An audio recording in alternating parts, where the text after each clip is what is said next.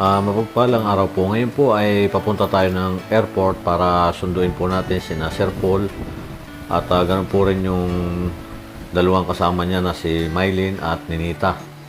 Sana nga po ay maging maayos yung pagbabiyahe nila at makarating sila ng maayos patungo dito sa Maynila nang walang aberya at yun nga po, at alam ko naman po na talagang medyo nahirapan si Sir Paul, pero talagang hindi siya sumuko para matulungan talaga ang dalawang batang si Mylene at si Ninita para mapag-aral dito sa Maynila. Ayan po, at pakita tayo sa airport at talagang lahat po ay excited na dito po sa Maynila sa pagdating po ni na Mylene at Ninita. At doon po sa magiging bahay ni na Mylene sa Laguna ay todo handa rin po naman si Ma'am Nida at ganun po rin si Madam Yula para sa konting pagsasalu-saluhan doon. At alam ko po talaga na excited na ang lahat. Kaya abangan na lang po natin ang pagdating nila Sir Paul.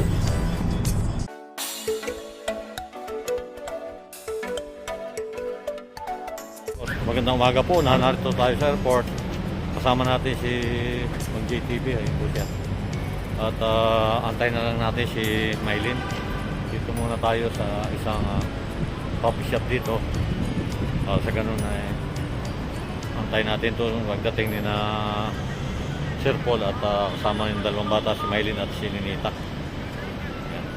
So ayan, dito muna kami sa isang stall dito para kumain. Kasama ko si JTV. Antay lang po kami dito sa kasama ko si JTV. Kamusta po? Antay lang po namin si Sir Paul na tumawag. Standby po muna kami dito sa isang kainan dito. Kusina. At siguro po maya po darating na. Sakto siguro pagkatapos namin kumain. Tapos namin kumain. Sakto lang to. Para ngayon na excited na talaga kaming dalawa kaya at bukod po doon yung po rin nasa pupuntahan nilang bahay, excited na rin po yung mga tao doon. Inaabangan na talaga sila matagal Inaabangan kasi na sila. na-delay ng 1 week Na-delay, almost 1 week na silang na-delay kaya talagang Excited ng lahat. excited na lahat. Abangan na lang natin mamaya. Tawag ni Sir Paul. Kung nariyan na po siya sa arrival area.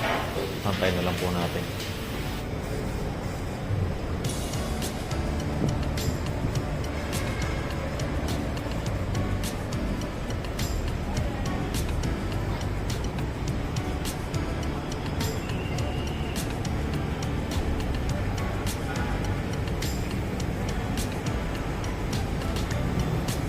Ayun na, may naglalabasan na po doon. Baka sila na yan.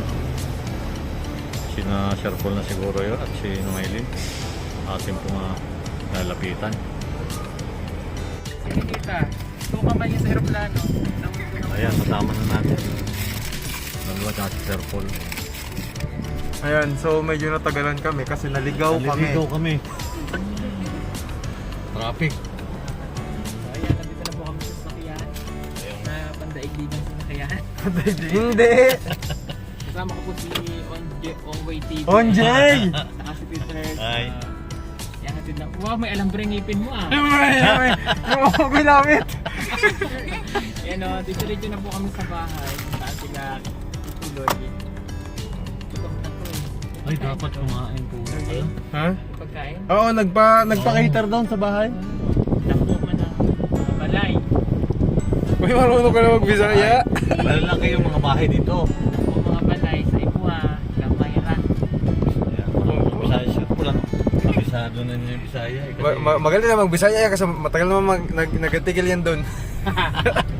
marunong din kami ng nilubad, no? Waru sikanda. Sa waru, wala. Waru-waru.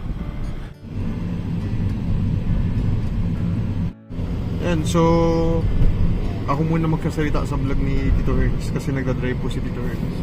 So pa-uwi na kami ng Laguna. Kasama na namin si Ninita and si Mylene and of course si Pugong Bihero. So wala pa silang lunch pero nagpa-cater daw sa bahay. Hindi natin kung anong handa doon ni Teacher Nita. So si Teacher Nita hindi na po pumasok para i-prepare yung tutuluyan ni... Naghanda kami doon kamote. Nakasaki. Yung pa din. Kalabasa? Oo. Kasi pagkakain natin, mga ngahoy na tayo. Ngahoy tayo pa. Grabe itong mga to. Pag kumain, tinamang.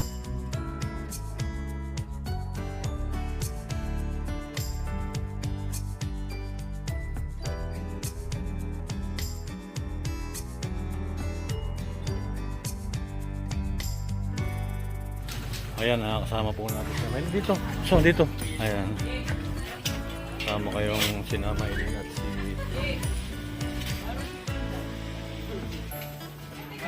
Pagod kayo? Pinapapasok kasi may bangkay po dito. Oo, napakaipit po dito. Ayan, yung dalawa. Nakita na si Kuya Ninita ay... Isa yung po si Madam.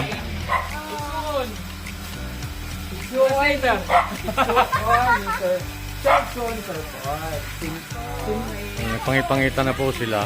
Sama rin po si Madam. Nanay. Ayan, at Sir Paul. At Mami daw.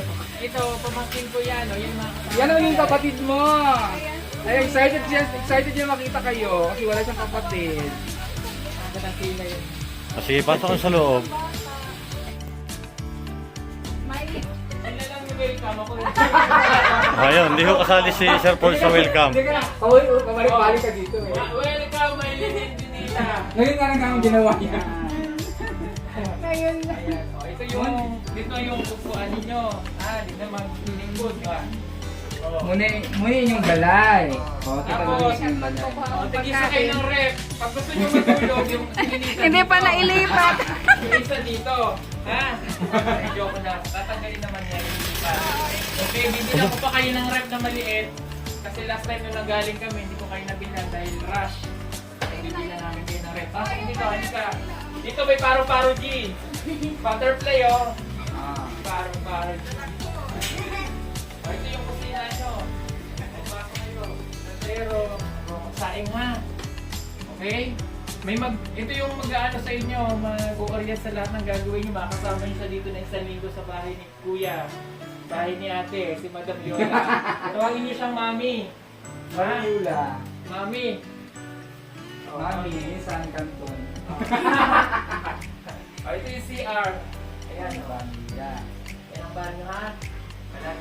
Kabalo mo? Opo, very good. Marunong mag-upo sa kapos. Parang ganda. Okay? Okay? Oh, hanggang third floor to. Maglala. Ginagawa ko. Okay. Maingin kay Dako-Dako. Si Nini, Ikaw taga-gamay. dito ka na. Di ako sa sobra ko. Okay? O, dito yung ilalagay ang inyong mga panina. Mm-hmm. Butang ang damit. Dire, wag ibutang ang kamote dito ha. Wala, ikaw mo. Nadala din mo kamote? Nadala mo kamote? Ano ka magdamag kamote? Lagay ko naman dito. No? Okay? Tapos na. Babaeng-babae. Parang ako. Okay? So, that is for today, Cora. That is for today. At po kami ngayon sa bahay ni Namaylin at kasama nga po rin namin. Dahil po kaming airport at yun hindi na lang po kami nakapag-video sa airport dahil nga po medyo mabilisan yung dating po rin nila kaya hindi na namin na videohan sila nung padating sa airport. Kaya at least po nakarating kami ng maayos. At ito na nga po at doon kausap sa loob ni Sir Paul at sinalubong po ng buong PB team. Si Madam Yola naroon po rin sa loob at si Unji TV. Kaya masayang masaya po dito. Pwede ba sa yaon? Sabi ko mag-pod sa'yo. Tapos ito na sa'yo na ako sa'yo. Sininita kayo ba na nagkalo ka malinit? Di pa pod. Di pod. Di ba na may Filipino subject sa kuan? Ano? Kapoy pa mas biyahe. Nalipong ka sa aeroplano? Nalip. Bakit kaya na? Ano ba? Ano ba? Hindi. Pwede lang? Hindi naman. Si first time. Si Maylin din nalulay pero... Kita kas langit. Kas bakos langit Ayan na. na, si Sinea. Ayan si Sinea. Nahiya po si Sinea. Oh, di ba? Mapusaw-pusaw. Niya. Hindi, ng katawan niya. Kasi, Uy, ang ganda ng kulay ng ano niya Oo, ha. ang ganda. kasi Yan ang kulay ng ano, ng exotic beauty. Maganda si Ninita, oh. Beauty yan. Pero pupusyaw yan dito. kung siya yung paggamitin niya ng Kasi likas. hindi kasi siya lala. May endorsement ka na ba sa likas? Oo, meron. Lagi mong ginagamit, Oo, meron. lagi mong i-endorse ang likas eh. Ultraweight mo, wala bang ultraweight ng ano yan? Oo po, lingkod. Walang ultraweight ng Lingkod eh. ano yan? Front pa. Isang karon. Ay, hindi uso kami dito. Hindi gusto nung kamuting kakain natin. Hindi na isa, hanapin yung mais. Nandiyan ba kami yan sa kabila? Wala na sa kabila. Teka. Wala, yan na lang kainin. Nandito kami Hindi gusto dito kanin. Dalang kan Mayroon dito ano, may mais din. Walang kanin. kanin daw. Kutsara Oo, dyan. pala. Kanin. Kanin. Kutsara. Kaya natin. Kuya, kain na. Merienda na. Kain na, kain. May kain, may. Oo, Gusto nyo na isda. nagluluto ka. Ay, Nandito yung prito. Kasi nga ako tsara. ay, Hans, kain na. wala nang ano din eh. Tiridang na lang.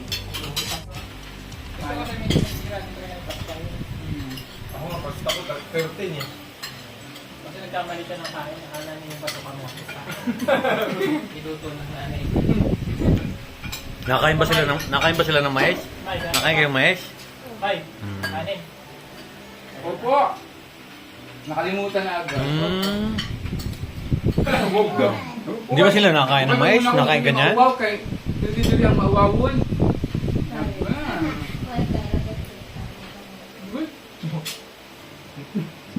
Check natin lugar. Makibato. Makibato. Makibato. Makibato. Tobato. Hindi. Tagaw yung taga-Marido. Pamantao. Kita dyan, sige ka. Doon ako sandal. Ayan na, masaya sila. Dito ka dito. Dito ka. Hindi ka makikita dyan. Dito ako kumain, oh. Kasi itong ano ni madam, eh, nakaka-istorbo eh. Eh, hindi mo po sila eh. Okay. Ulingkod kayo dito.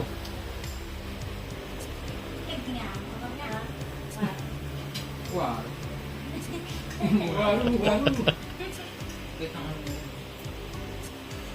Ito yung sipang.